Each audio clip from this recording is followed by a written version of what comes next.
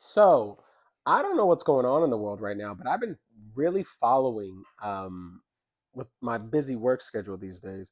I've been following this whole like UFO experts, aerospace defense people who are showing up dead, flat out dead. We're gonna go through over three articles real quick. Two from yesterday, one from today, and there have been many others who I've just like noticed, and people have mentioned it too about something about what they know about aerospace or aeronautical or aerospace defense or something like that. And it most likely deals with like aliens, top secret stuff like that, supernatural entities, right? Demons. They are showing up flat out dead. So it says here, it says UFO expert David Wilcock died at 53 of alleged suicide in the list, latest growing list of mysterious deaths. It says here, David Wilcock, the prominent American author and YouTuber known for his work in extraterrestrial life and paranormal phenomena, has died of a following incident outside of Netherland, Colorado. TMZ first reported the news. The Boulder County Sheriff Office responded to a 911 call placed at approximately 10:44 a.m. on Monday. According to authorities, the emergency dispatcher who handled the call noted that the individual on the line appeared to be experiencing a mental health crisis. Interesting. Details of the incident upon arriving at the residence located just outside town of Netherland. No, I'm thinking that's not Nether, but it's Netherland. Deputies encountered a man outdoors who was armed with a weapon. Officials state that within moments of the encounter, the individual turned the weapon on himself. He was declared dead at the scene. That's insane. Investigators conducted a sweep of the house, surrounded property, confirming that no other individuals were present. The Boulder County Coroner's Office is currently collaborating with the detectives to establish the official cause and manner of death. Recent activity and live stream from David. David Wilcock, and he also said this in I saw a tweet from this earlier today from him from December 2022 saying, "I'm not suicidal. I love my life." And then he said, when they come to find out that science has to prove that God is real or something like that. And he was talking about that when science proves that God is real, because he's like they don't want you to know that God is real. Like it's because the science proves it, and it's like, oh man, like something like they found, right? Wilcock, who was 53 at the time of passing, remained active on social media. Until his final days, just 48 hours prior to the incident, he hosted a live stream on YouTube channel where he admitted to the viewers that it had been during a really rough week. During that broadcast, Wilcox spoke about the fragility, fragility. It's fragility. There we go. So I can get it out of life and voiced concerns regarding the safety of researchers within his field. I'm excited to be here every day that I have on Earth, 48 hours before his death. He continued to be noting a sense of unease regarding the disappearance of colleagues and researchers, stating, "It's a gift and a blessing because, frankly, people are disappearing. Scientists are going missing. It's a bit scary." Legacy in the UFO community. Wilcock rose to fame as a leading voice in the ancient astronauts and UFO disclosure movements, authoring several books on subjects. In his final communications, reportedly alluded to the recent deaths of the following Nick Pope and Eric von Daniken, suggesting their passing occurred under mysterious circumstances. The investigation into the specific circumstances of Wilcock's death remain ongoing. Now, there is a couple of other articles we have here. I'll read that one. That one was today. Let's read this one. It says the list keeps growing from aerospace defense engineer, military veteran killed in plane crash with family. That's nuts. A decorated military veteran and aerospace engineer was killed in South Carolina plane crash last week alongside his wife and two adult sons. Holy smokes, a whole family lineage is gone. I don't even know if they had more kids, but they're gone. Like that side of that family is gone. It says the tragedy involved James Tony Moffat, 60, has sparked intense public interest as federal authorities examine whether the accident is a part of a broader, more troubling pattern involving the deaths or the disappearances of nearly a dozen scientists in defense and space sectors. Brother, I've seen this movie. It always adds up. There is some top black budget, demonic, satanic, Luciferian thing going on in the higher governmental levels that are operating under this. And not just because they're worshiping fake deities, like they're talking to somebody. They're looking at things. They're looking at fallen angels. They're looking at the Satan, the Antichrist himself type stuff. Like it is this. They're not just like demon possessed and everything. They are, and they are also worshiping and seeing entities. Guaranteed, brother. Don't want to hear it. Tired of the group think or just like you're crazy type stuff. No, we're not, bro. We are not. It's crazy not to think this at that point.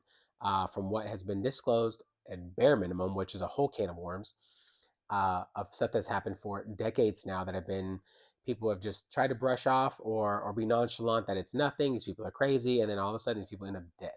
Talking about Men in Black, the reptilians, the Greys, the Nordic ones, or whatever, Hollow Earth, UFOs, abductions, summoning demons from D Wave type stuff. Like, I mean, come on, brother. I don't know how many times. I mean, we got what is it? The Large Hadron Collider, stuff like that. Like, I'm not. We're in good company at this point. It says here, um, Moffat was piloting a Mooney M20 single engine plane on Friday when the aircraft went down in the wooded area near Union County Airport. Traveling from North Carolina back home to their Huntsville, Alabama family had stopped in South Carolina to refuel before the fatal accident. Also killed in the crash is Moffat's wife, 61-year-old Lisa, and their sons, Andrew, 30, and William, 28. Both sons had followed professional paths into engineering and technology. Elder Moffat's career was distinguished by over 2 decades of military service and significant contributions to NASA, including the work on 14 space shuttle missions. I wonder if that has anything to do with the Artemis.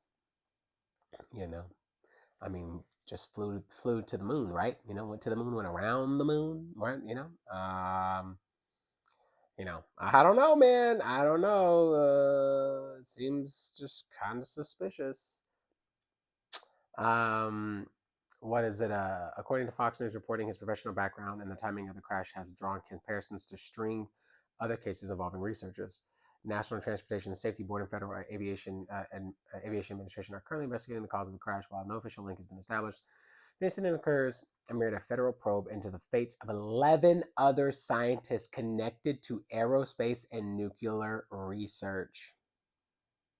House Oversight Committee Chairman James Comer raised concerns about the trend, noting that agencies that individuals were affiliated with are now under scrutiny. Uh, Comer stated that during a television appearance that something sinister, and it for sure is, may be at play, and confirmed that his committee has reached out to FBI, NASA, and the Department of Industry for answers. I don't even know if you're going to get answers from them, brother. They're in on it. Um, Describing the gravity of the situation, Comer told Fox and Friends Week, and we want to try to piece this together. The losses so deeply affected the University of Alabama in Huntsville, where Tony and Andrew Moffat had held research roles. Jerry Hendricks, the executive director of the University of Research and Engineering Support Center, remembered the younger Moffat's positive impact on his colleagues. And he talks more about him. Here's another one. Here is the other one from today. It says NASA nuclear engineer found dead in burned Tesla after vanishing from his Alabama home last year. Vanished, gone. Somebody reported him, gone, and then they found him dead. A year later, in this, so just happened. The mysterious death of a high level, by the way, NASA nuclear scientist in rural Alabama has been a focal point for the federal investigators looking into a string of disappearance of fatalities within the aerospace nuclear research communities. Brother, this is straight out of a movie. This ish is insane. Joshua LeBlanc, a 29-year-old aerospace technologies,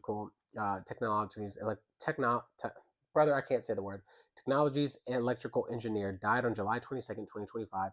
Oh, in a violent single vehicle accident in Huntsville. According to reports from Alabama law enforcement, LeBlanc's Tesla veered off the road at approximately 2:45 p.m., striking a guardrail, several trees. He was consumed in a massive fire. The intensity of the blaze left both the vehicle and LeBlanc's body unrecognizable, requiring forensics experts to confirm his identity 3 days later. Circumstances preceding the crash raised red flags for LeBlanc's family. He had been reported missing at 4:32 a.m., the same day after failing to report for his duties at NASA. His family noted that the uncharacteristically left his wallet and cell phone at the residence. That's weird. Data recovered from Tesla's Sentry mode later revealed the car had been parked in Huntsville Airport for 4 hours on the morning of his death, a detour his family insists was not a part of their planned schedule. LeBlanc was a rising star in the field of nuclear propulsion, and this is what we're talking about, with like UAPs and the way they move, and there's zero gravity type stuff, and they drop them on a dime, how they just go, and they could just go back, and the stop of that, the G force of that, being able to stop, just right, like dead on a stop would kill somebody. Would I think it's like you die immediately, almost like you disintegrate in some something like that. You're dead. Okay, let's just say that. Um, It says during his 5.5 year tenure at NASA, he served as a team lead for the space nuclear propulsion, instrumentation, and control maturation. Yeah. More recently, he held leadership role in the demonstration of Rocket Agile Cislunar Operation, or DRACO, a project focused on developing nuclear thermal propulsion engines intended to facilitate faster crewed missions to Mars. The tragedy in Alabama is not an isolated incident. Since 2022, at least 12 individuals, the majority of whom were specialists in nuclear science and space exploration, have either died or vanished. Among missing are Monica Reza, Melissa Casillas, Anthony Chavez, Stephen Garcia, a retired Air Force Major General. Wow. William Neal McCaslin. The other deceased researchers include Frank Mywald, Nuno Loureiro, Jason Thomas, Amy Eskridge, Carl Grillmeyer. Several of those individuals, including Michael David Hicks, had professional ties to NASA's Jet Propulsion Laboratory. Brother, you can't tell me you don't got like UFOs and aliens and stuff like that, demons, fallen angels in those spaces. Golly, it's right in front of your face, man. Um, while no official link has been established between those cases, the sheer volume of incidents involving high value scientific assets have drawn attention from the highest level of governments. During a recent press briefing, President Trump confirmed he had been briefed on the matter, stating, "I hope it's random, but we're going to know in the next week and a half, and I just left a meeting on that subject." The FBI has now confirmed that they're coordinating a massive multi-agency effort to determine the targeted pattern exists. In a statement provided to Fox News Digital, the Bureau detailed the scope of the current inquiry. The FBI is spearheading the effort to look for the connections on the missing and deceased scientists. We are working with Department of Energy, Department of War, with our state and local enforcement partners to find answers. As federal authorities analyze the Dana LeBlanc's family continues to seek clarity on why a scientist working on the future of deep space travel ended up in a fatal wreck during a day characterized by uncharacteristic behavior and missing personal belongings. Rather, it's because he was killed. He was killed flat out.